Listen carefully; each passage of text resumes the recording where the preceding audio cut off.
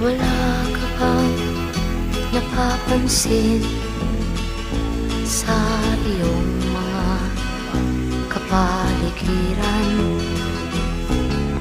Kay dumi na ng hangin, pati na ang mga ilog natin. Hindi na masamang pag-unlad at malayo-layo na rin ang ating narating. Ngunit masdan mo ang tubig sa dagat, dati kulay asul, ngayon'y naging itim.